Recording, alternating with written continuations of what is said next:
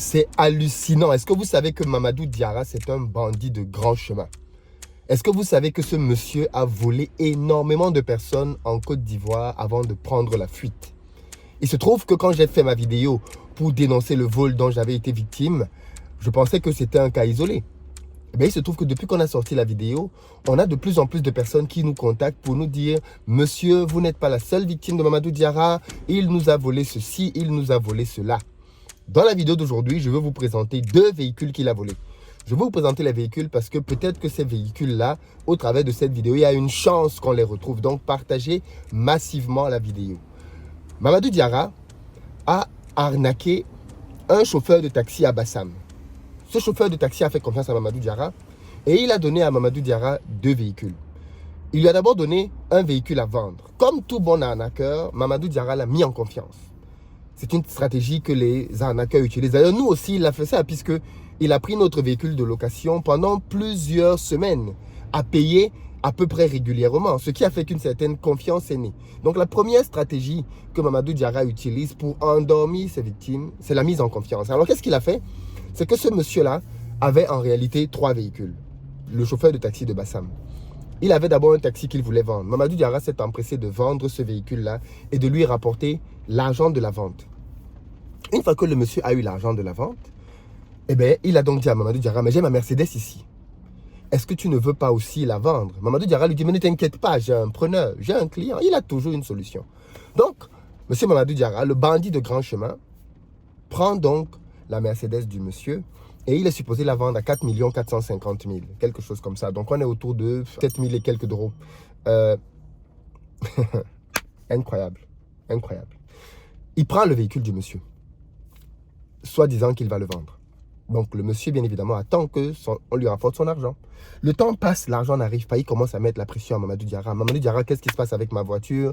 Quand est-ce que tu me ramènes mon argent? Mamadou Diarra lui dit, ne t'inquiète pas, la vente est en cours, la vente est en cours, jusqu'à ce que la vente est faite. La vente est faite. OK. Donc, une fois que la vente est faite, Mamadou Diarra donc ramène l'argent. Mais le jour où il vient déposer l'argent, à la grande surprise de tout le monde, il ramène 2 millions, moins de la moitié de la somme qui était attendue. Le monsieur lui dit, mais c'est pas sérieux. Tu devais vendre la voiture à 4,5 millions. Comment tu ramènes uniquement 2 millions? Sur cet échange-là, Mamadou Diarra lui dit, bon, écoute, ne t'inquiète pas, je vais te ramener le reste. Il aurait dû prendre au moins les 2 millions. Il ne prend pas les 2 millions, Mamadou Diarra s'en va. C'était la dernière fois qu'il le voit. Entre-temps, il avait un véhicule noir Hyundai aussi, qu'il voulait plutôt immatriculer pour pouvoir l'utiliser. Et il avait confié ça à Mamadou Diarra pour que Mamadou Diarra immatricule. Donc, Mamadou Diarra avait entre ses mains 2 véhicules, Mercedes et Hyundai. Il disparaît donc avec les 2 véhicules. Le pauvre taximan aujourd'hui ne sait plus du tout où mettre la tête. Il ne sait plus du tout où mettre la tête. Je vais vous faire écouter un extrait dans lequel vous allez l'entendre parler vous-même et témoigner de ce qui s'est réellement passé. Je vous écris depuis Beaunois. Il faut dire que M. Diarra Mamadou, voilà, je sais où il habite comme monsieur l'a indiqué dans la vidéo. Voilà, le quartier dans lequel il est, on appelle le quartier Impérier. Voilà, l'étage dont il parle là, c'est pas pour lui. C'est pour un monsieur, c'est un monsieur Tamboura. Un monsieur Tamboura, voilà, c'est un opérateur économique malien. C'est pour lui l'étage. Il nous a, comment on appelle ça même? Il y a un de mes gars qui vendait sa voiture, un taxi de Bassam. Donc le gars a pris le taxi pour lui donner, pour vendre la voiture. Il a vendu la voiture pour que la confiance puisse régner entre lui et mon gars. Et il a vendu la voiture automatiquement. Il est venu faire le versement de comment dirais-je, du gars. Donc le gars dit, bon ok, comme il a 3 véhicules, voilà, il va brader la Mercedes là. Et puis faire les papiers de la Hyundai là. Donc il a recontacté encore pour ça. Quand il a contacté, il lui a dit que je vends ma Mercedes à 4 500 000. Il dit ok, il a un preneur. Et tout le temps, le gars l'appelait pour lui demander mais c'est comment la voiture a été vendue ou pas. Il dit non, que la voiture n'a pas été vendue, que la voiture est là. Le gars dit bon, comme la voiture n'a pas été vendue, que ça prend du temps, il faut ramener la voiture. Il faut me ramener la voiture afin que je puisse donner à quelqu'un d'autre. Il dit bon, que ça vient, ça va venir. Et c'est là, comme ça ne venait pas, il est venu avec la somme de 2 millions, présenter cette somme-là à comment dirais-je, au petit frère de mon ami qui a la voiture. Il est venu prendre les 2 millions en lui faisant croire qu'ils ont payé la voiture. Le gars dit, bon, comme ils ont payé la voiture, que la voiture fait 4 millions. Donc c'est ainsi qu'il est venu. Et le gars, comment dirais-je, par rapport à la voiture en question, voilà, il avait prendre les 2 millions, ils ont trouvé que c'est insuffisant, qu'il apporte les 4 millions 500. Même au minimum, au maximum même, 4 millions là, c'est bon, en attendant qu'au moins les 550 000 là viennent.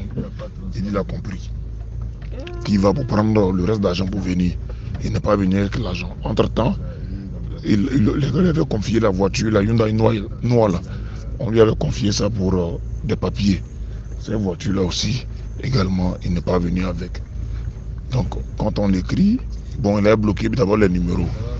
Maintenant, par le biais d'un de ses amis, on a pu avoir un autre numéro de lui. C'est-à-dire que le numéro qu'il donne aux gens là, il a tout bloqué, mais il a un autre numéro orange sur lequel il communique. Donc, on l'a appelé, il a dit non, il a lommé, qu'il allait rentrer en Côte d'Ivoire le vendredi passé. C'est-à-dire qu'il a déjà fait une semaine. Voilà, qu'il est rentré en Côte d'Ivoire et que l'argent est avec lui et qu'il ne peut pas fuir avec l'argent, qu'il a beaucoup de commandes de véhicules, donc pas fuir l'argent. Donc il nous a fait une vidéo de cet argent-là, voilà, que je vais vous balancer ça tout à l'heure, vous allez voir, pour nous faire croire qu'il a l'argent. Donc il ne peut pas fuir. Il ne peut pas fuir avec l'argent. Donc pour ça là, il faudrait que on soit patient. À la dernière minute, le dernier numéro qu'on avait de lui là, il a rebloqué encore le numéro. Le numéro m'a bloqué et il a dit on a qu'à l'envoyer où on veut.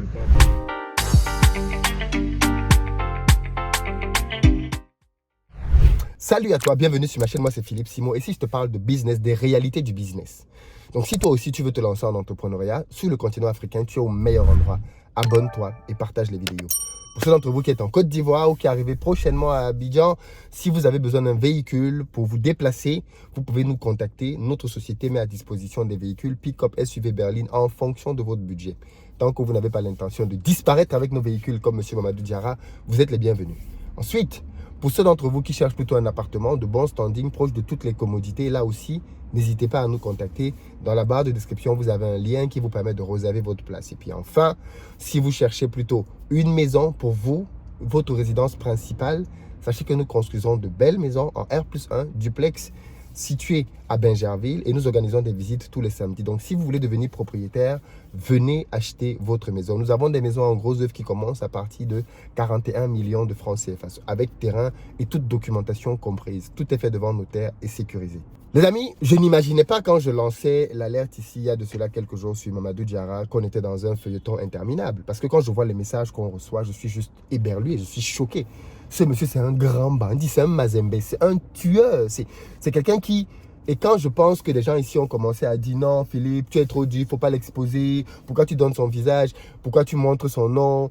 Mais ce monsieur n'a semé que désolation partout là où il est passé. Est-ce que lui, il a pitié? Parce que vous voulez qu'on ait une certaine forme de pitié. Est-ce que lui, il a pitié de quelqu'un? Parce que regardez comment est-ce qu'il organise une série de vols. Il prend, je pense même qu'il a peut-être essayé de voler notre véhicule. Mais il n'a pas su comment faire.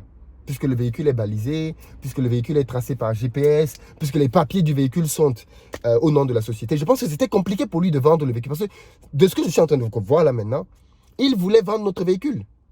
Il n'a juste pas su comment faire. Voilà pourquoi au dernier moment, il a donné le véhicule en gage à quelqu'un. Mais il n'avait pas l'intention de nous remettre le véhicule. Absolument pas du tout. Vous voyez ce que je veux dire? Il était coincé.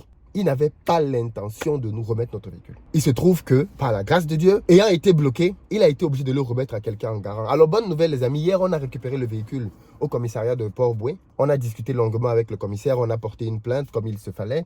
Vu que le véhicule nous appartient, le véhicule est à notre nom, la police s'est déplacée dans notre société pour vérifier si c'était vraiment nous, la société, si on faisait vraiment de la location, ainsi de suite. Et quand les vérifications ont été faites, ils nous ont remis le véhicule, je crois, après validation du procureur de la République. Donc, nous avons pu rentrer en possession de notre véhicule. Ce qui limite un tout petit peu la casse. Parce que jusqu'à hier, non seulement on avait perdu notre agent de location, mais on n'avait même pas notre véhicule en possession. Donc maintenant, le véhicule est désormais revenu à la base. Et il continue bien évidemment de travailler. Mais regardez comment est-ce que ce monsieur donc procède. Il va prendre un jeune chauffeur, enfin un chauffeur de taxi. Il vend, c'est-à-dire sans aucune pitié. Alors je vous ai montré les photos des deux voitures, ok? Si vous ne les avez pas vues, revoyez-les maintenant. Ici, vous voyez bien la photo de la Hyundai et la photo de la Mercedes. Partagez cette vidéo. Partagez cette vidéo. Les gens doivent voir cette vidéo. Si ce monsieur-là a vendu ses voitures à quelqu'un, que la personne sache qu'il a un véhicule volé, il va se faire attraper. Celui qui a acheté ses voitures va se faire attraper.